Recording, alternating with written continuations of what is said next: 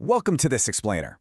Okay, I want you to picture this exact scenario because we have all been there. You are sitting right there in the exam hall. The clock is relentlessly ticking down. You can literally hear it.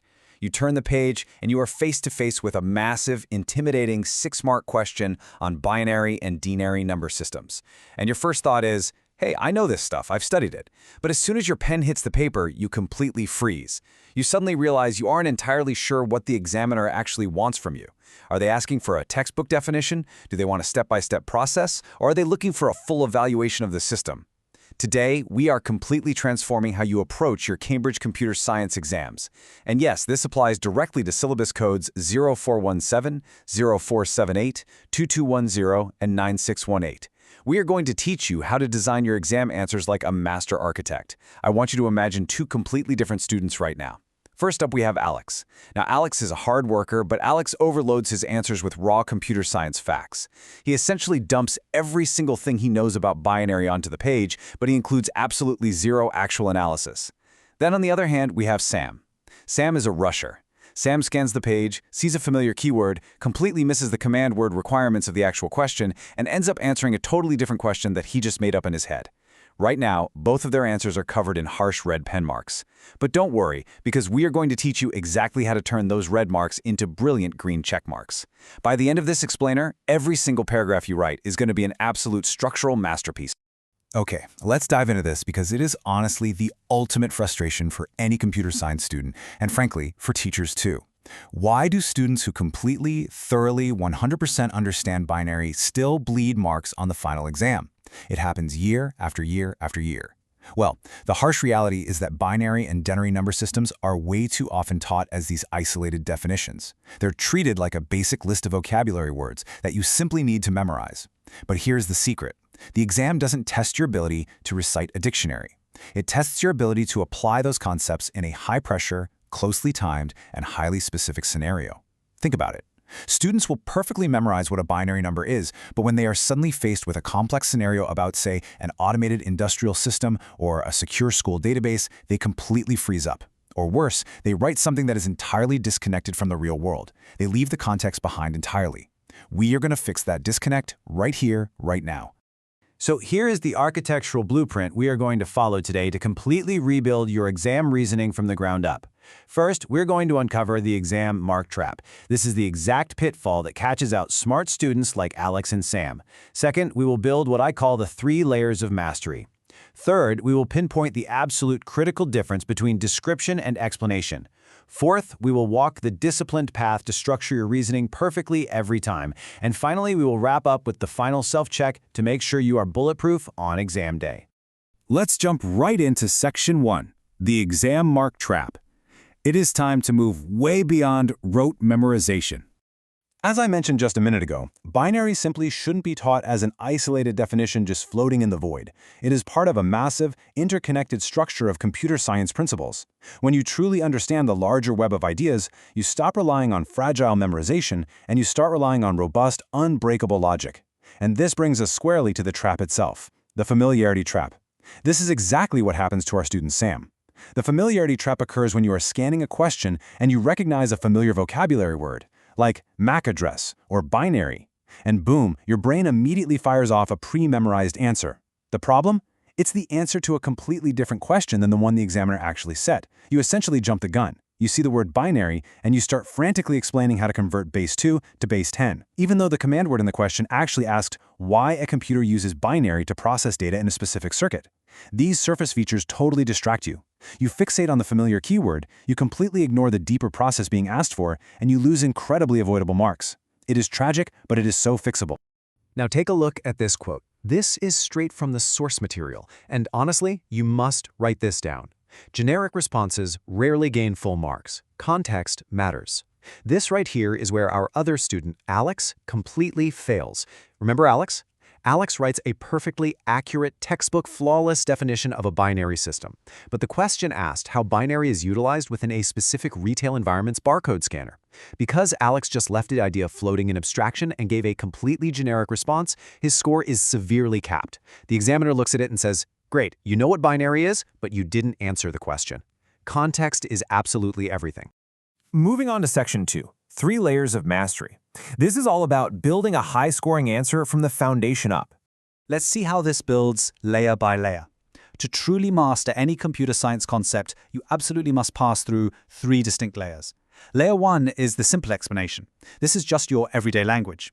For binary, you might say to a friend, "Hey, it's just how computers count, using only zeros and ones." Great, that's a solid start. Layer 2 is the technical explanation. This is where you bring in the proper subject vocabulary. You level it up. You say, binary is a base 2-number system utilized by computer processors representing on and off electrical states. Much better, right? But listen closely, because layer 3 is the exam explanation. This is where the magic actually happens. This layer is time-pressured, contextualized, and perfectly aligned with the Peel framework. That's point, evidence, explanation, link. It's not just about knowing the big technical words, it's about shaping those words into a specific response that directly addresses the assessment objectives and command words of your Cambridge pass paper. The massive gap between layer 2 and layer 3 is where literally thousands of students lose their top grades. Before we continue and bridge that gap, subscribe to our YouTube channel, Ace the Exams, at Ace the Exams IGCSE to excel in your Cambridge examinations. Click that subscribe button and hit the bell icon right now. All right, so the crucial takeaway here is that you must train to express concepts in that 3rd layer.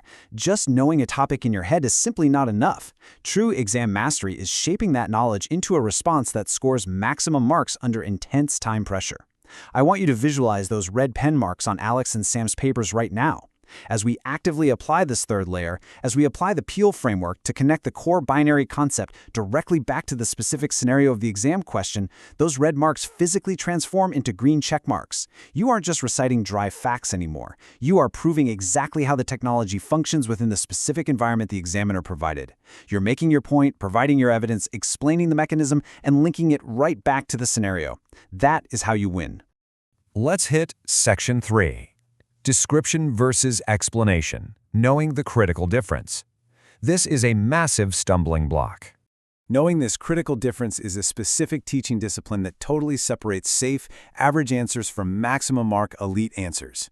Look closely at this comparison. A description tells what the device, process, or method is. It sounds really safe, you feel good writing it, but it is incredibly shallow. An explanation, on the other hand, tells how it works and why it matters. This is absolutely required for full marks. If the command word says explain and you only describe, your answer is fundamentally incomplete. You will lose marks.